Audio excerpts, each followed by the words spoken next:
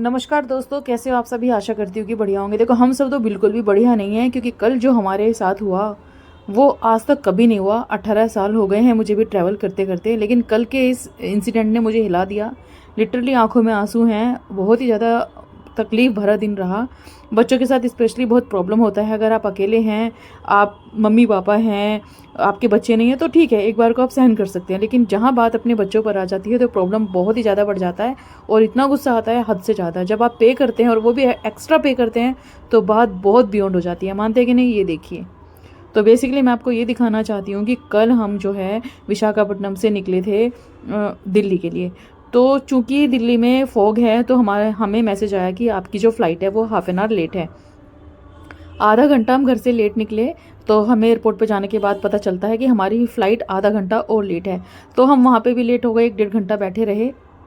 1-1.5 घंटे के वेट के बाद हमें फाइनली फ़्लाइट मिली। हम उसमें चढ़े और चढ़ने के बाद जब दिल्ली आने वाला था, दिल्ली 250 किलोमीटर दूर ही बचा था, तभी हमें पायलट ने अनाउंस कर दिया कि यहाँ पर फ़्लाइट लैंड नहीं होगी क्योंकि बहुत ज़्यादा फॉग है। चलो मानते, हमारी सेफ्टी पर्पज़ थी, हमारी यात्रा शुभ हो उसका ख्याल रख के पायलट ने कहा कि फ़्लाइट वापस जाएगी। तो उन्होंने हमें इंदौर एयरपोर्ट पे उतार दिया। इंदौर एयरपोर्ट पे उतारने के पश्चात उन्होंने हमें कहा था कि सब चीज़ों का ख्याल रखा जाएगा, जैसे कि hotel management, food services and all. लेकिन यहाँ की हालत देखिए कितनी बेकार है। आप खुद ही देखकर अंदाज़ा लगाइए क्या हुआ।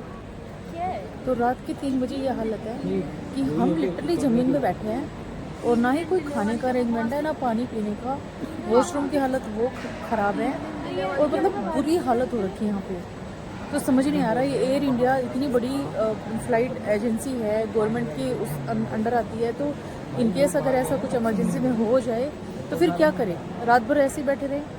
ठंडी का मौसम है, लोग चादर वगैरह कैरी नहीं करते, इतने सारे लोग होते हैं एयरपोर्ट पे, तो कोई सिटिंग अरेंजमेंट नहीं है। ज़मीन पे लिटरली लोग सो रहे हैं। मैं आपको दिखाऊं, ज़मीन पे देखिए,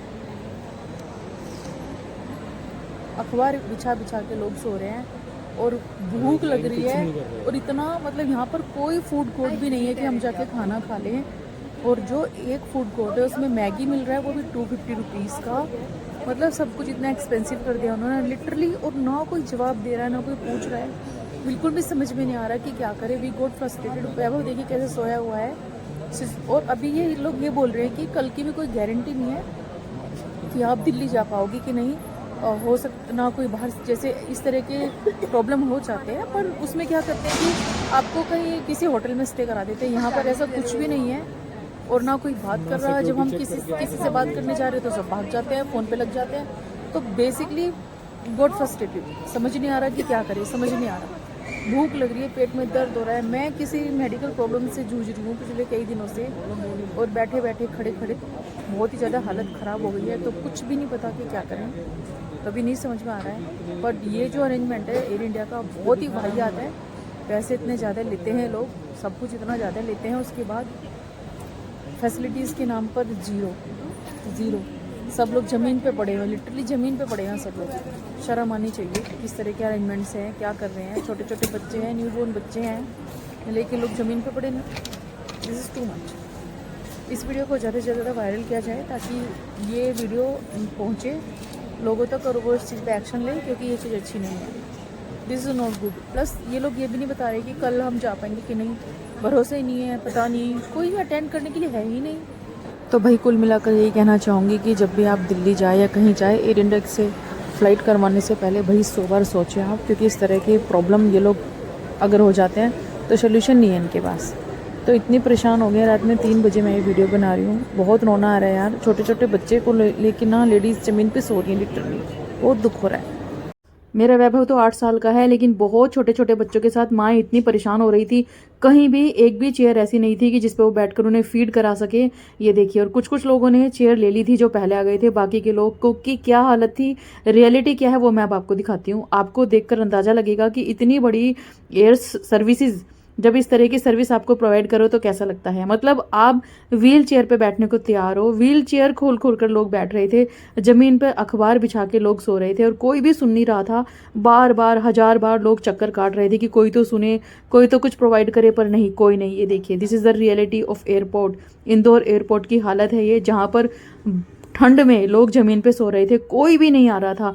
और जैसे हम किसी को देख रहे थे कि भाई ये हमारी बात सुनेगा, वो इस तरीके से गायब हो जाते थे या फिर कान के फ़ोन लगा लेते थे ये कहकर कि देखिए मैडम हम तो ऑलरेडी फ़ोन पे हैं, आपकी बातें हम दूर तक पहुंचा रहे हैं। पर किसी ने नहीं सुना। अगले दिन 10 बजे का हमें टाइम दे दिया गया कि 10 o'clock तक आपको यहीं पे बैठना होगा, जैसे भी चाहे आप एडजस्ट कीजिए। खाने पीने की कोई सुविधाएं नहीं थी यहाँ पर, बस एक मैगी काउंटर था, वो भी बहुत ज़्यादा एक्सपेंसिव था। वहाँ पर भी इतना रश था हद से ज़्यादा, ठीक है जी, क्योंकि छोटे छोटे बच्चे होते हैं, बच्चों को तो आप मना नहीं कर सकते, बच्चों को जो चाहिए वो दिलवाना पड़ता है, भूख लगती है।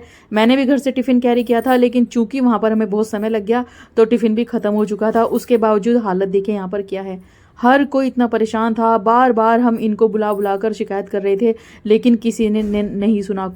एयरपोर्ट का कोई कोना ऐसा नहीं था जहां लोग ज़मीन पर ना सो रहे। और नींद किसको आती है, बेचैनी इतनी थी, ठंड इतनी थी, और ब्लैंकेट्स वगैरह तो कोई कैरी नहीं करता।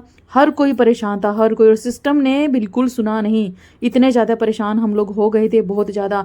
अपने लिए तो चलो एडजस्ट कर ले, लेकिन जहाँ बात बच्चों की आ जाती है वहाँ पर देखिए क्या सीन था। मैं आपको छोटे बच्चों वाले रूम में लेके जाती हूँ एंड देखिए रियलिटी क्या है। यहाँ पर ज़मीन पे लोग लेटे हुए थे, किसी भी एक बंदे ने आकर ये नहीं पूछा कि आपको किसी चीज़ की आवश्यकता है क्या। और कहा यह जा रहा था कि चिंता ना करें, अगर फ्लाइट 19-20 होता है, ऊपर नीचे होती है, तो हम सब आपकी सेवा में हैं, आपको किसी भी तरह की शिकायत का मौका नहीं मिलेगा। बाकी फ़्लाइट्स भी डिले थी, बाकी फ़्लाइट्स भी दिल्ली से यहाँ पर आकर लैंड हुई थी, लेकिन सभी ने होटल अरेंजमेंट किया हुआ था। सभी के पैसेंजर होटल में स्टे किए थे एक्सेप्ट एयर इंडिया। हम सभी थे जो रोड पे पड़े हुए थे, बाकी और कोई नहीं था। Road in the sense airport पे आप देख सकते हैं किस तरीके का माहौल था। सब लोग बहुत गुस्से में भरे हुए थे, लड़ाइयाँ भी बहुत हो रही थी, झगड़े भी बहुत हो रहे थे, बट किसी ने सुना ही नहीं। अब आप अपनी राय देकर बताइए कमेंट सेक्शन में कि क्या ये सही है। जब हम इतना भारी अमाउंट पे करते हैं इधर से उधर जाने के लिए, थोड़ी सुविधाओं के लिए तो हम फ्लाइट से जाते हैं, अदरवाइज हम ट्रेन से भी जा सकते हैं। ठंडी होती है, हमें लगता है कि नहीं हम भी फ्लाइट से चले जाएं, जल्दी घर पहुँच जाएंगे, और हुआ क्या है।